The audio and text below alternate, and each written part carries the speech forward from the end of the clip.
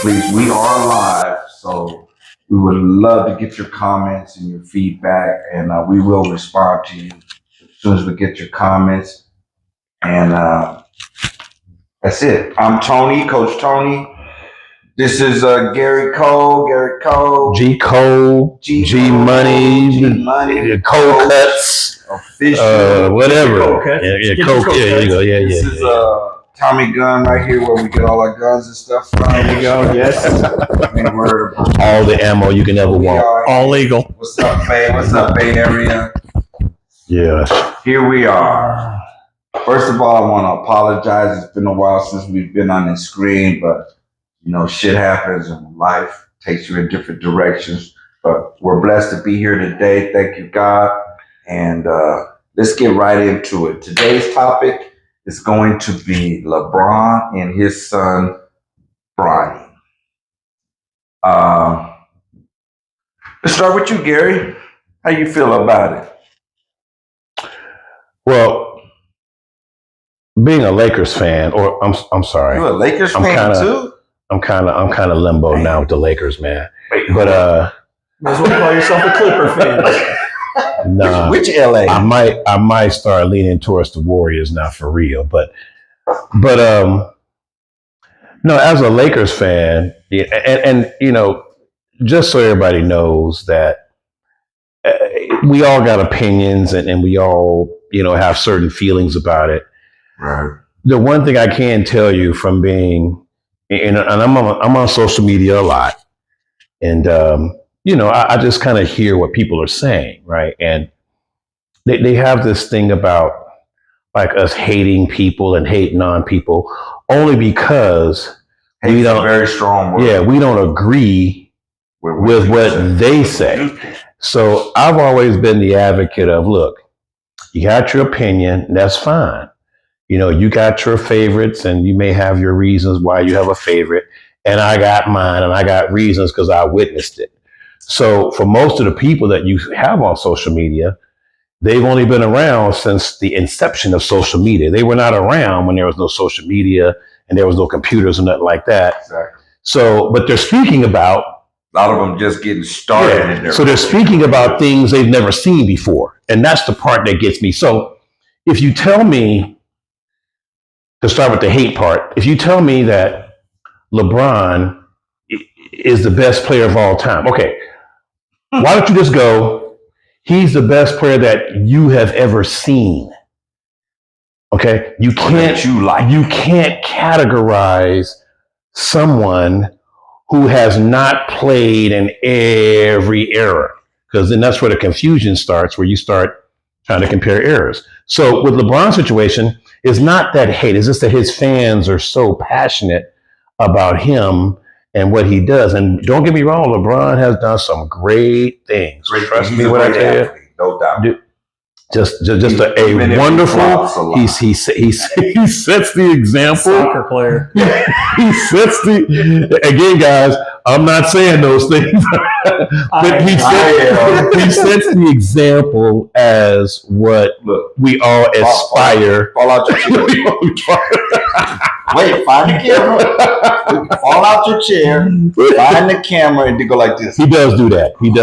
And that's what drives. Fell on your leg, but Grab your arm. I can't raise my shoulder. And that's what drives guys like us in our 50s crazy, because drives real men. We've actually seen what we call real basketball, where the game is designed for you to not let the other team score more than you.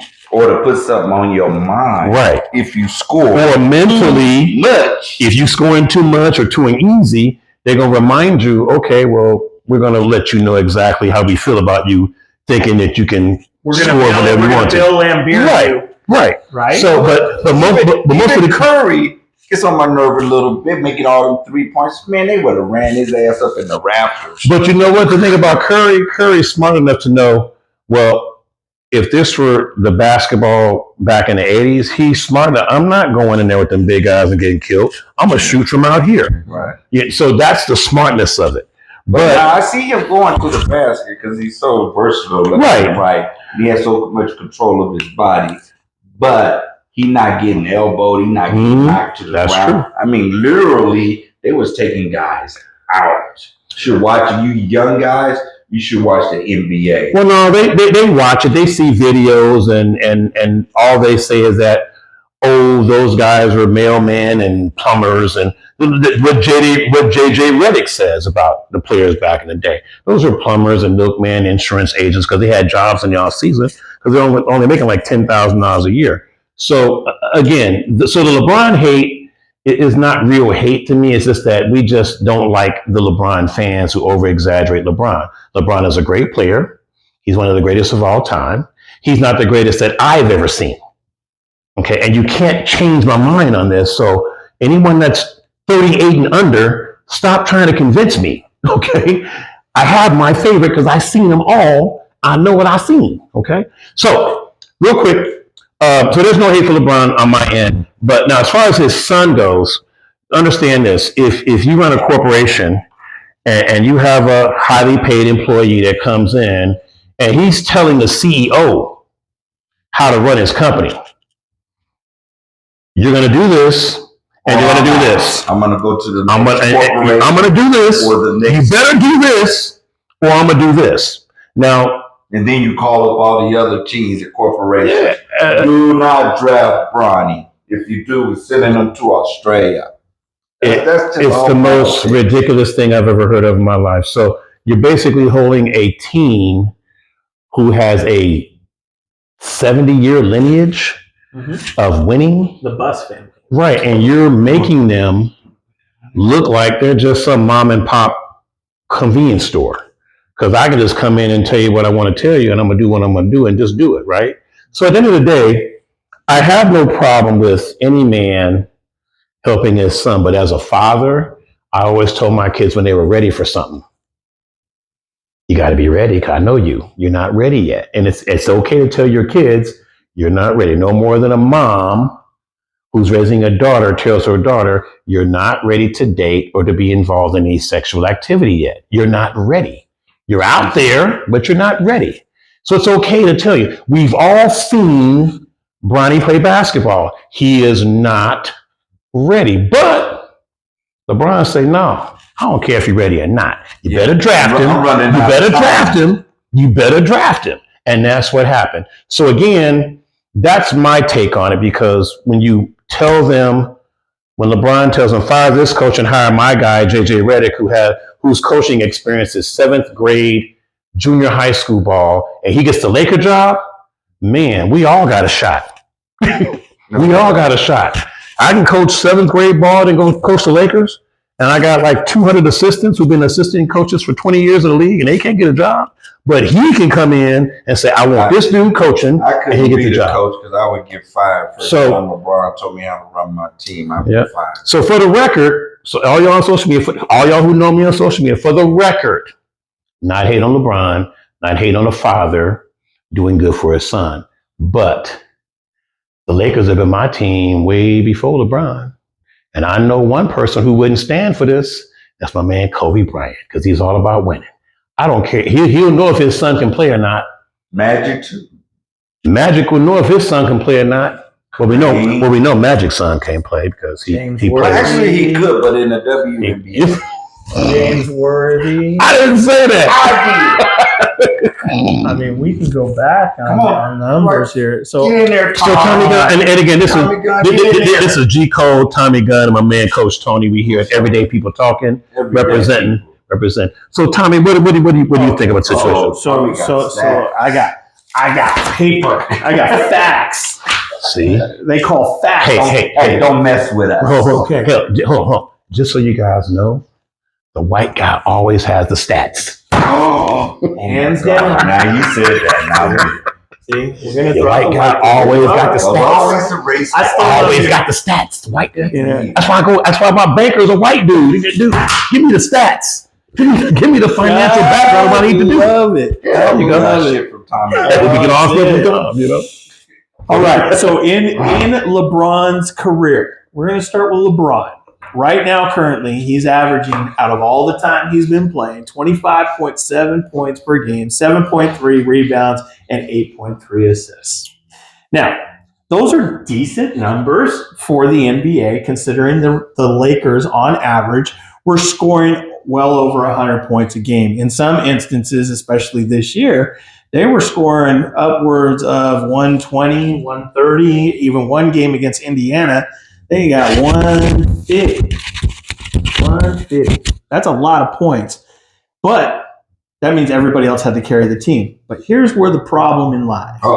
Here's where the problem in lies.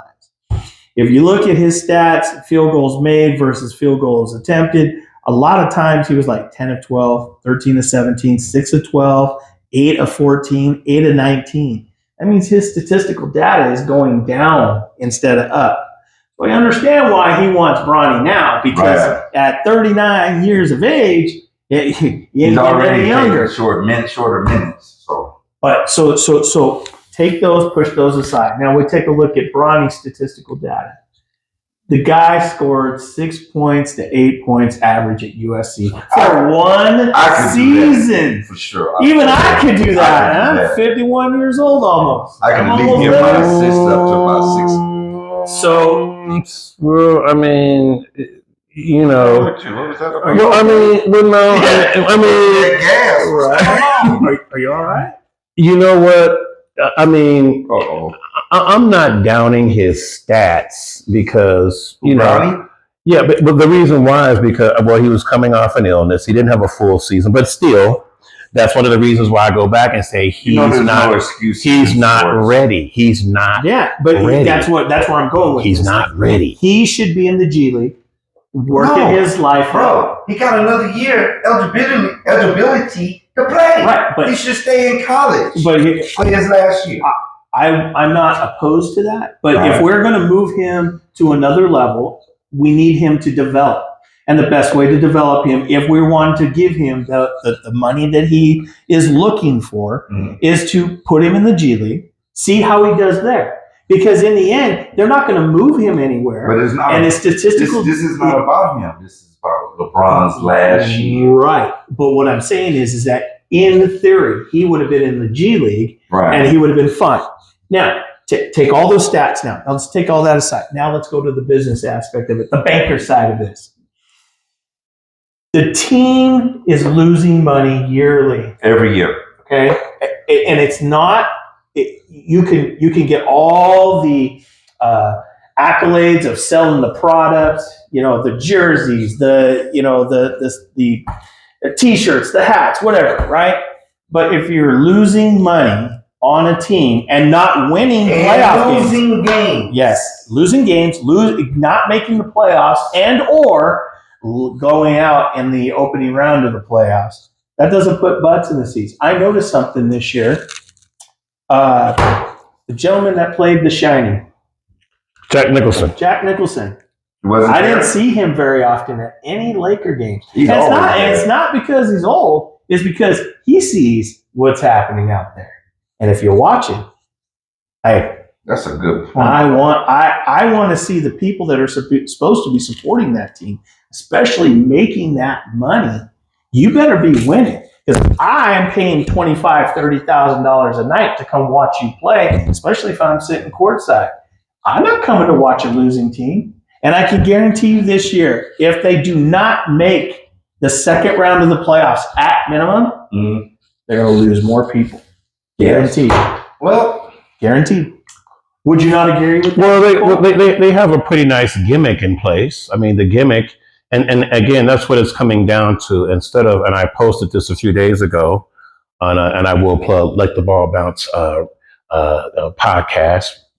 Best podcast out there so far that I've seen sports-wise. But anyway, I did post on this podcast that I think people are looking at it from the wrong aspect. And I have a couple of guys, friends who played in high-level collegiate ball, semi-pro, and they feel about it the way an athlete would feel about it. Okay, how would you feel if someone was just, I don't know,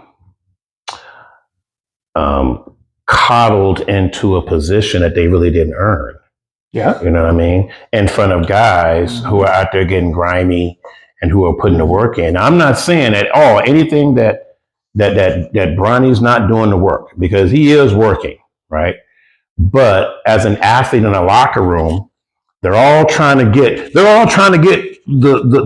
rookie 1.8 or whatever the total number. They're trying to get that because they've never had that in their life before, right? League minimum. You got a guy that's been around 1.8 million per week, probably his whole life. You know what I mean? So he just comes in and just gets a spot. Now, as I told people before, to show you how crazy it is, the leading scorer for USC, who was their best player, he didn't even get drafted. Mm-hmm. So the guy who daddy plays in the NBA say, hey, look, man, don't draft the best player on the team. Draft my son, and we'll get him in here and develop him. Okay, so how does the best player on USC's team feel? How does his parents feel?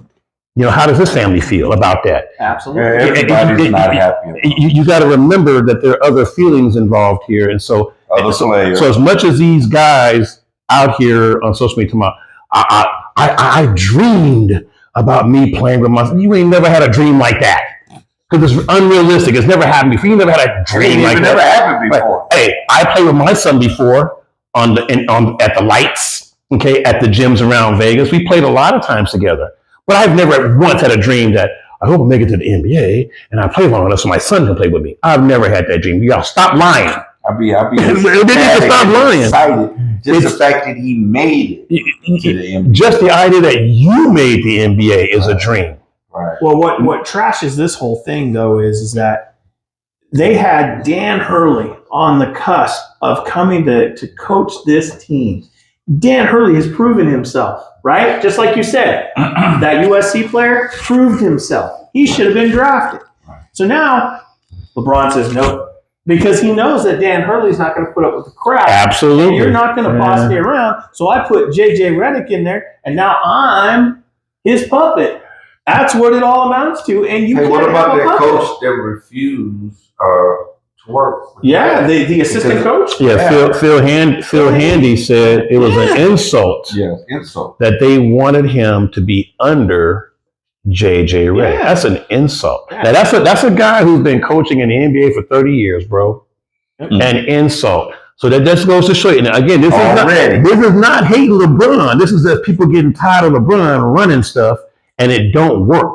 It never works. Bingo. It never works. All the coaches are the scapegoats. Yep, and they all get fired. Yep. Hey, hire this guy, and then it ain't working. Okay, now fire him. Hire this guy. I'm waiting for. And it don't work. They say fire him. I'm waiting for Jeannie Buss to come down there one day as the owner with her haircut, and she's gonna say, "No, just kidding." She's gonna come down and she's gonna say this. She's probably gonna say, "You know what? This ain't working. I'm gonna start dismantling this team." And that's the end of that. I would rather pick 12 players on a team that's going to come out and work for me every night versus somebody who's going to just try to run the show and get the ball to LeBron and not win. I need winning. Let Bronny bring the ball. You're not breaking my bank account because you want to run the team. You want to be coach, then be the coach. It's too late for that. He's already running it. Everything he puts in front of them is in front of her. Right. Well, you better draft my son. You better tell Pelinka to draft my son. Mm-hmm. Okay, and Rich Paul, my agent, he's already put the word out to the rest of the league. If you draft my son, he will never play for you. He's going to play in Australia. So again, that's a power that I've never seen before, and I don't know. I don't know why these owners are scared of him so much like that. I wonder why. So it was displayed right in front of everybody. It wasn't a secret. No. I don't live in LA. Basketball season over, but I knew about this occurring. It's been in the works for the longest time. And then they want to get on TV, high five each other like it's some kind of damn surprise. Oh, we ain't surprised. We knew it was going to happen. LeBron said this. Everybody knew it was going to happen. LeBron said this 4 years ago. His son was in 8th grade. He said it 5 years ago, I'm sorry. And at that time, we were like, you're right. We're playing no NBA. You know what I mean? LeBron will be retired. No, he's hanging, and he's still a productive player. He can still get the job done. But at the same time, he puts butts in the seat. You're I'm not saying you're losing flavor with people because you got people that say, oh, I'll watch because his son is playing. Y'all go ahead and watch. what's the Bay Area channel that come on cable? NBC Bay Area. That's what the Warriors come on. Yeah. I'll be watching Steph Curry because he ain't trying to play with his son. He knows his son. Just like Michael Jordan, Magic, they all knew. And what did Shaquille O'Neal tell everybody? He told his son, "You're not ready." He was brutally honest with his son. What was his name? I forgot Shaquille's son's name. He told his son, "You're not ready." He was being honest with him. He's being a man. And so again, so instead of LeBron saying, "Son, you're not ready," he said, "No. We're gonna make you ready. We're gonna force you to be ready. Or even if you ain't ready, we're gonna force the Lakers." And you know, him and his wife had this conversation, "Baby, we're gonna force the Lakers to draft our son. Watch what I tell you." She probably was like, "Yeah, right. Yeah, watch." And they did it. You know? So the Lakers are the clowns in the show, everybody. And JJ Redick, he's LeBron's boy, but you let the Lakers start off 10 games under 500, and you see what JJ Redick gonna be at. Okay. But now I want to add a different aspect to this because as a coach of 20-something years and a dad for longer, this is not about hate for LeBron. This is just common sense, which was the name and title of the show. We're all dads here. That would be phenomenal. That would be be awesome. It'd be awesome, but not very realistic. But I've never dreamed about it. And I got people, I've dreamed it. No, you haven't. Stop lying saying you dreamed about it. Stop lying. Hey, you just tell them they bump their head. Anybody that got a problem with what I'm saying, some see me. Stop lying. You never dreamed about you playing in NBA with your son. Stop lying. Yeah, stop lying. Yeah, I said it. Western Warriors in the house. Western Warriors in the house. I said it. You've never had that dream, bro. Who? Now, what I did dream about is that I wanted my kids to be productive in society no matter what they did. I didn't force them into anything. That's right. I didn't force them in anything. And so, although they're all good to go, I've never said, "Look, you better do this, you better do that, and you better follow me and do what I do because we're going to get it hooked up." Right? No. So again, if that's what he wants to do to his kid, that's totally fine, bro. And anyone that's a parent, if you want to force your kid into it, go ahead and force them. We're not forcing anybody into anything, especially when it comes to Lakers, okay? So when the Lakers decide they want to start winning basketball games again, you know, I go take my Lakers stuff out the garbage. So then now let's go down the path now, right? Wait. Before we go down the path, I have something I want to say about this. Then we can go down all paths. My perspective is that I don't see anybody taking. I have two sons that played collegiate ball. I knew what that takes. I've been around it. Yeah, I get it. I've coached semi-pro, been around pro players. I get it. But Bronny, as an individual, as a young man, no one's taking into consideration the impact that this is going to have on this young man. And what I mean by that, to me as an athlete, and I knew all this was going on, when I see you on the court, it's going to be double time, brother. I'm going to try to hold you to zero. And I'm going to talk shit to you the whole game. Yep. Now, if he thinks he's already been through the scrutiny in high school and college, no, brother. This is the NBA. And we got social media. They got social media everywhere. Millions of people. And they all going to be people that don't even watch basketball. Going to be chiming in on this young man. He's going to be under a microscope. You know what I mean? Don't shoot no air ball. Oh my God! Well, I mean, and just the mental part of the game. Not only are you worried about the game, you're worried about your dad. Now you're worried about you and your own personal performance. And you know how it is when you're getting ready for a game. You're trying to chime in. You're trying to get ready. You're trying to get focused. My thought is, at some point, you got to be a little scared too. I better not mess up. Yep. I better not miss a shot. I better not miss the open man. I better not double dribble. All those things. I just don't think he's ready. Well, hopefully, for all the scrutiny. Hopefully, he's played enough. He's been in the atmosphere all his life because of his dad. Yeah, I just noticed little things like, watching him grow up. He's never been the best player on his AAU team, his high school team, or his college team. It's about name recognition. So, That's so all it is. again, It's name recognition. so again, wait, there's another one coming up right behind him. So, and I'm not saying that he can't work his way into being in a position where he can be productive. right. What I'm saying is that right now, the Los Angeles Lakers don't need a guy who ain't gonna play for their team right now. They need to get players who are gonna help them win games. You've got the Denver Nuggets. You've got the Dallas Mavericks, who have just won in recent 2 years. Just picked up Klay Thompson too. Just picked up Klay Thompson. Okay, so I'm looking at the West. Look at the West. You've got the Dallas Mavericks, the Denver Nuggets, Minnesota. You got Minnesota. You got Golden State. You even got Sacramento, who's creeping up behind there. Oklahoma City. Oklahoma. I call them. They beat the Warriors. Yep, I call Sacramento the home wreckers because that's what they are. Yeah, right? Oklahoma City. Yeah, you've got the Clippers. Yeah, you got now. So you take all those teams in the West. Do you really think that the Los Angeles Lakers, with the James show, as I'm going to call it, you think they're really going to beat those guys? No. And they know they're not either. And so this is all about. This worried about it, but it's going to hit. It's going to get home. Because the first time Bronny goes to the hole, so put it like this: Bronny's going to try to go in on Josic, the Joker, and you know what he's going to do? He's going to pummel him and say, "Welcome to the NBA." Yeah, right. Luka Doncic. They're going to be waiting. Luka Doncic. It's the same thing. So you don't think that for one Draymond, welcome to the NBA.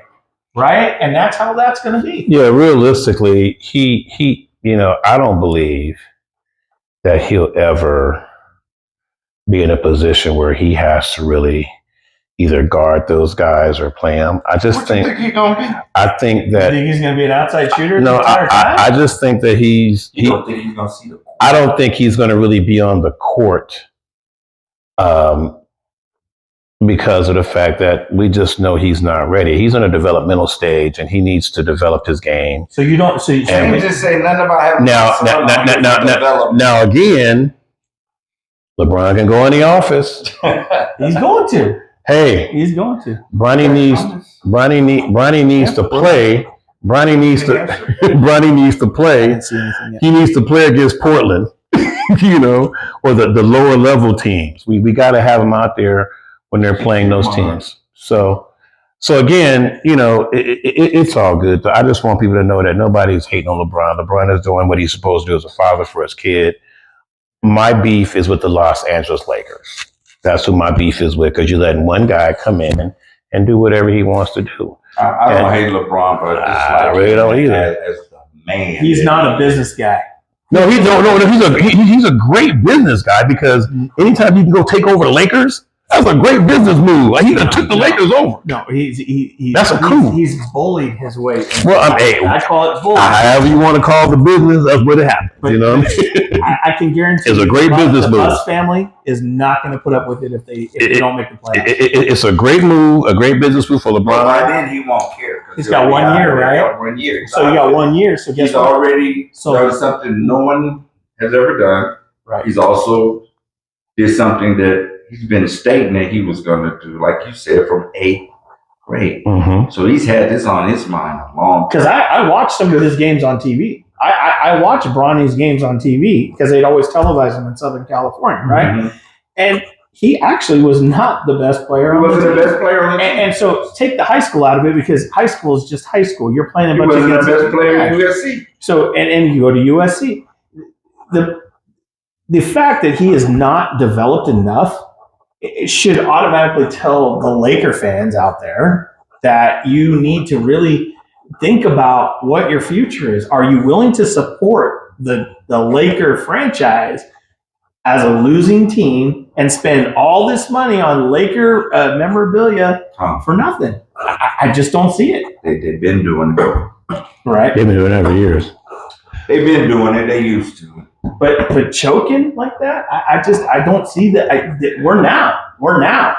Back then, when the Lakers weren't that great, back a little bit, nobody was really supporting him. They were just saying, "Oh, I got my jersey," right? Wouldn't really put a name on the back of it, right? Or they would wear a Magic Johnson jersey, even though he hadn't played in 10 years. They're still wearing it. Mm-hmm. Okay, and then they started building the team, right? Well, that's the Kobe. Kobe is what brought the Lakers back to reality, right? And to a place where they can make money and win. And that was his style of play, right? That did that.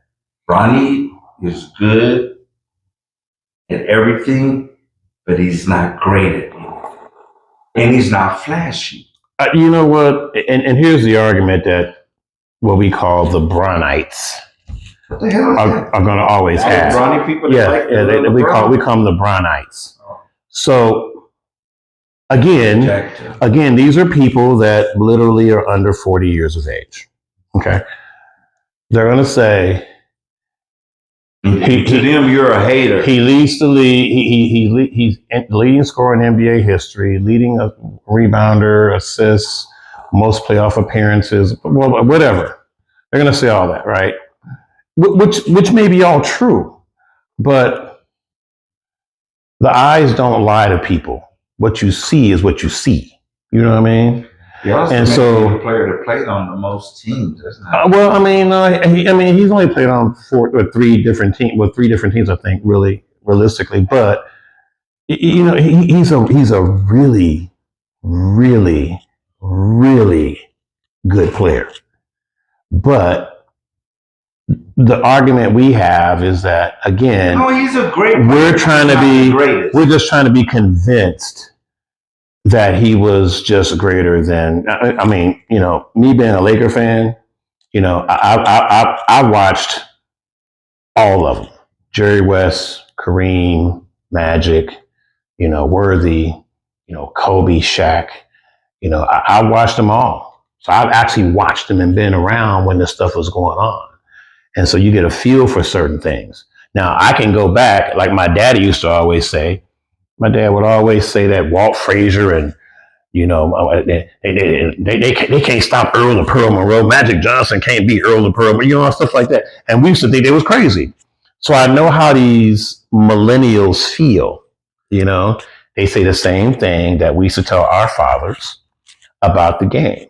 So that's why I never tried to convince my father, you know, that hey, you know, Magic will blow Walt Frazier's draws off. I never tried to convince him that.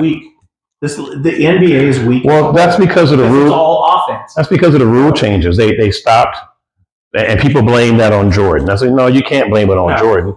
You have to blame it on the fact that there's a difference between getting beat up in a game than playing real tough defense. Right. There's a total difference, right? You players were getting beat up. And again, that's how, and anybody that's in my age bracket, that's how we played. We were getting pushed, shoved, hit, all the time. These players now, you can't even touch them, and they're falling out. And they're taking them like 45 seconds to get up off the floor, and they're rolling around like something's really wrong with them, right?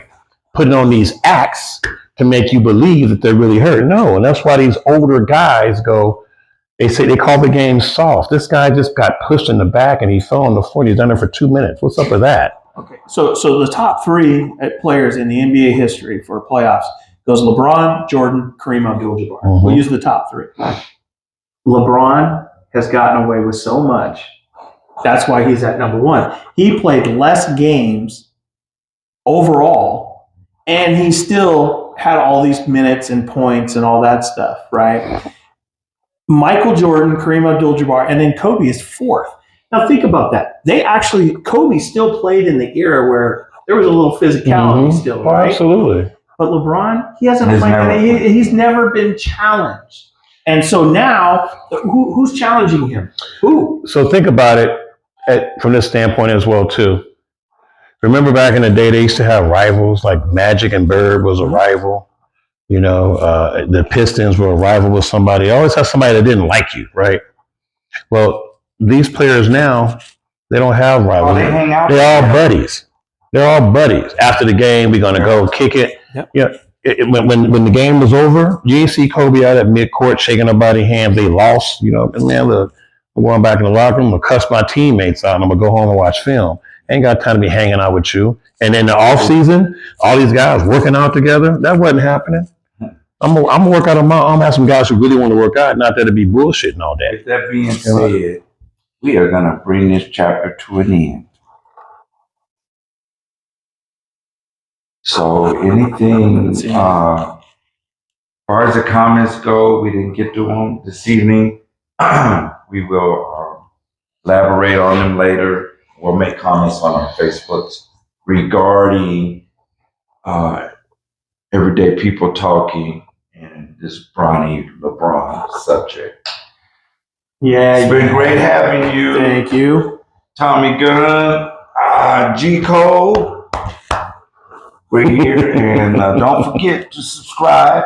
Hit the like button. What am I leaving out? Get some cold cuts. Get some cold cuts.